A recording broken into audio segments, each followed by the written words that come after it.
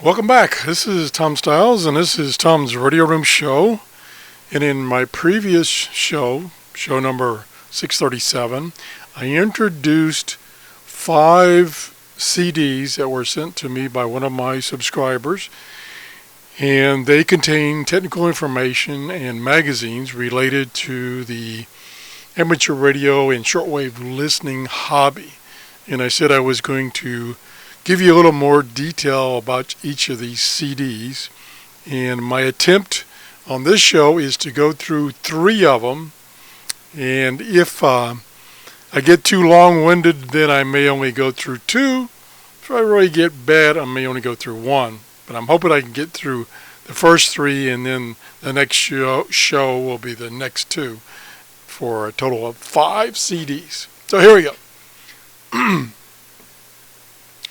I'm going to start with this one here, the Writer's Perpetual Troubleshooter's Manuals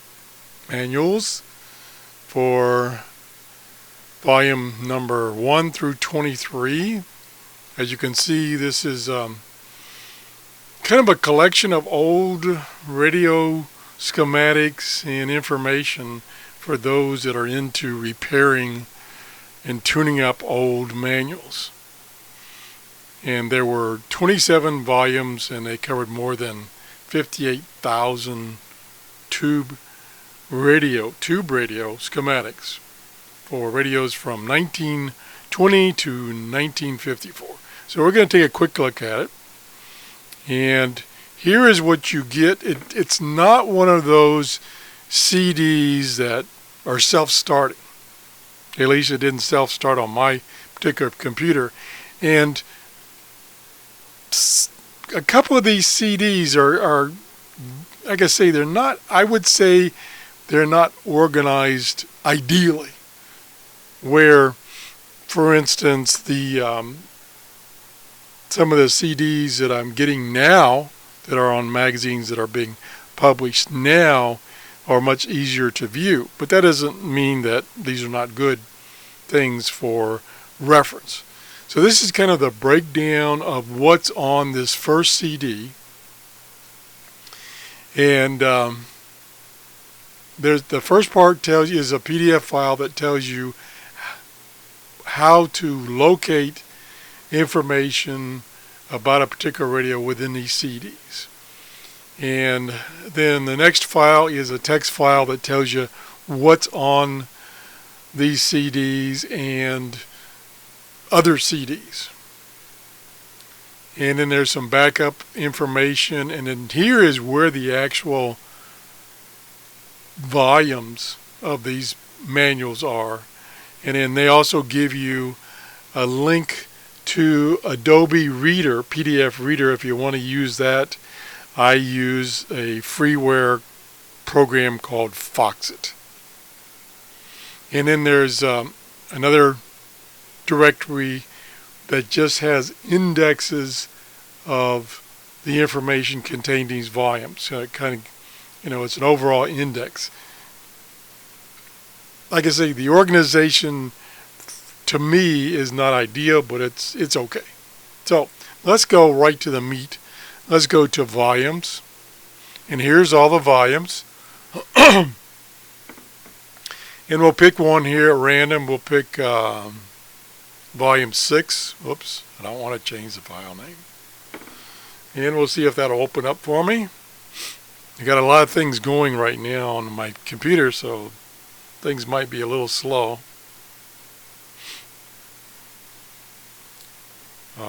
Okay, I think it's still trying to open.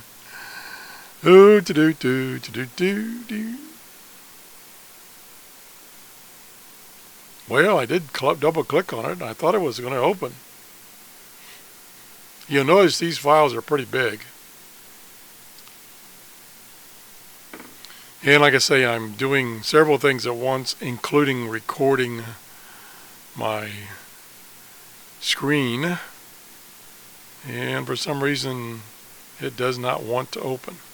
You wouldn't have this problem normally because you wouldn't be trying to capture your screen for a YouTube video normally.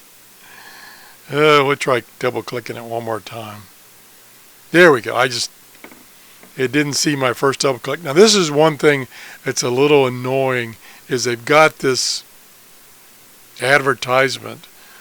This is the publisher of these CDs, and this advertisement is stuck on the beginning of each one of these volumes, and then you finally get down to volume.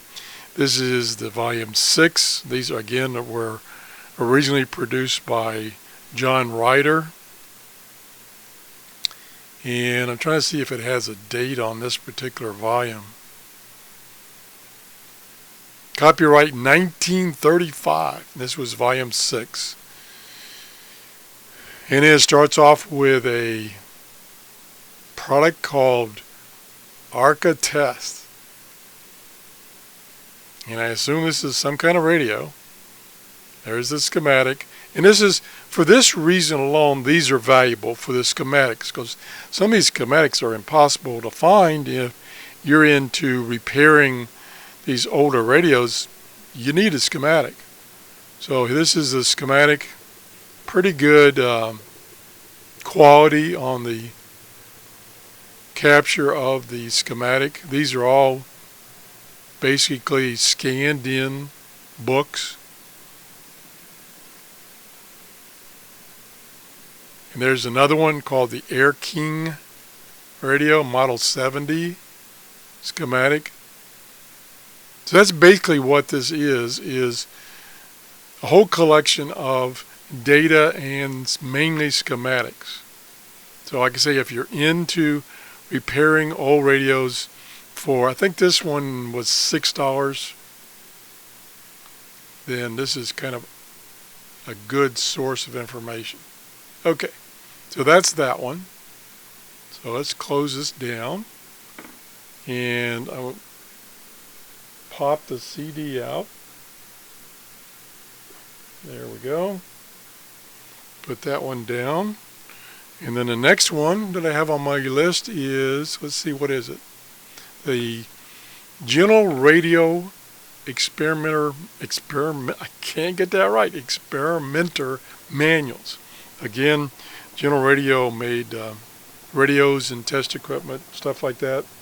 And this is, let's see what it says. It says,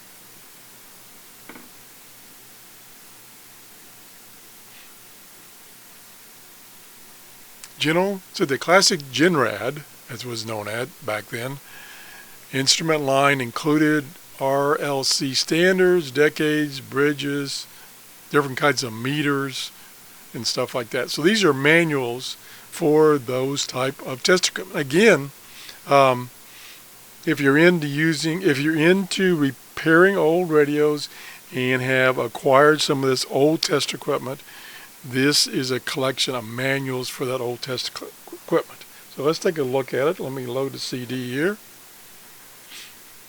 See if this one's self-opening, or if it just gives me a listing.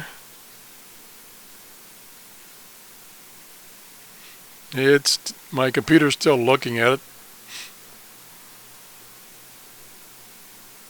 There we go. Yeah, well, again, it's not one of those CDs that are self-starting. So it just brings up the file manager, and you can look through what you've got here.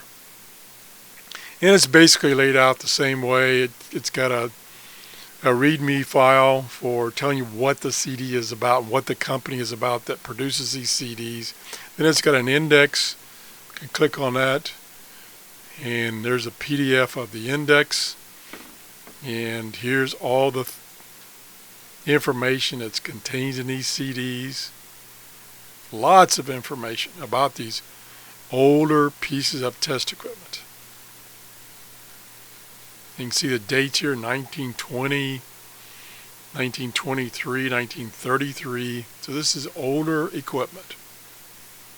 Decade boxes, decade bridge, voltage dividers, all kinds of stuff that this company produced many years ago. General Radio. Okay, so let's close that.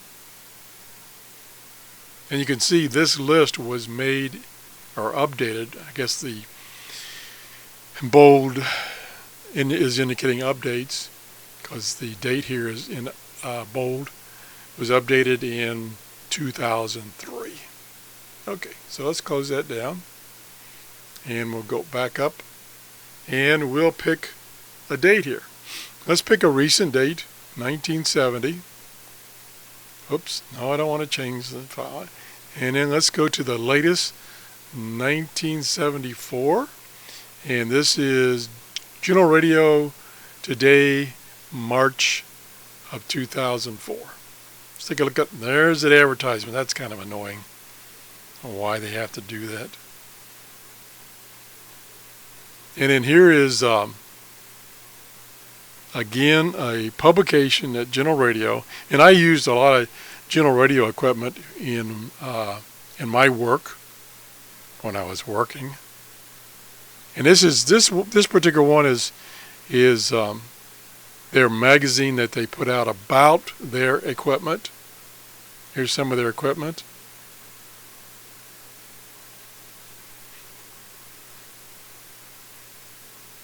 Let me see if there's a date on here someplace. It told me what the date was and the file name, but I was just curious if there were data on there. So that's another one. Let's go back. Now let's go back to, say the 1930s. And we'll pick 1930. Oops. And here's the General Radio Experimenter magazine they put out monthly back then. So let's just pick one here. And there's that dumb advertisement. And here's the General Radio Experimenter magazine. This was May of 1930. And there's some technical information. Goes into a lot of details. Uses of power level indicators. You never know, some of the people in my audience may actually worked at General Radio and produced some of these manuals. You never know. If you did, let me know. Or let us know. So that's that one. Again, this is related to what I call GenRad, General Radio, who built test equipment and other kinds of equipment too, just besides just test equipment. And these are some of their publications. Again, if you're into repairing old radios, this would probably be of some value for you. This is $9.99 for this particular one. Okay, we'll move on to the next one, and maybe I'll get through these three without taking too long. And one of the reasons I'm doing this review, number one, is because a nice gentleman sent me these CDs, and number two, on Amazon, where you get these, there's this general description of what it is, but it doesn't have any preview so that you can actually see what's contained in a CD. So I'm trying to give you a little insight into what you actually get in the CDs. So this is the next one we're going to look at. This is National Radio Institute Home Study Repair Course. So this was a course that was, I think it says in the 1940s. And it says the Radio Institute was founded by James E. Smith, a high school teacher in Washington, D.C. in 1914. And, it says in 1914, McGraw-Hill purchased NRI, that's a name that sounds familiar, and the correspondence division of Capital Radio that produced these instructional courses. So and we'll take a look at them. I'll give you some samples right now. So let that CD open up. I apologize for my old computer being so slow. It's looking at it right now. There we go. So there's the general information, programs you may need. Again, that's For instance, Adobe Reader, I'm using Foxit, and then here's the 2 volumes. And the 2 volumes actually are multiple volumes within the 2 volumes. So which one did I picked volume 1. Let's go to volume 2, which is the most recent stuff. And it had 35 courses, I guess. Lessons. That's what it is. These are broken down to lessons. And let's see if I can find one as an example. How to fix a noisy receiver. Let's just see what that tells us. What the heck? Whoa, it's a little hard to read. How to make extra money fixing radios. Well, it's kind of a different name. Oh, here we go. Number 24, how to fix a noisy receiver. Again, this was back in the 20s and 30s. Dear Mr. Smith, when I enrolled with NRI, I was a cotton mill hand making ointment. Oh, well, I guess this is with a letter to the editor. Okay, let's get down to copyright 1947. Okay, and this is the 1949 edition. Wow. Whoops. Well, I think there is a way to invert this, but I'm not going to worry about it. I hope it's not the whole volume. No. Just whoever scanned these pages and kind of goofed up that page. Oh, every other page is upside down. Well, that's not too cool.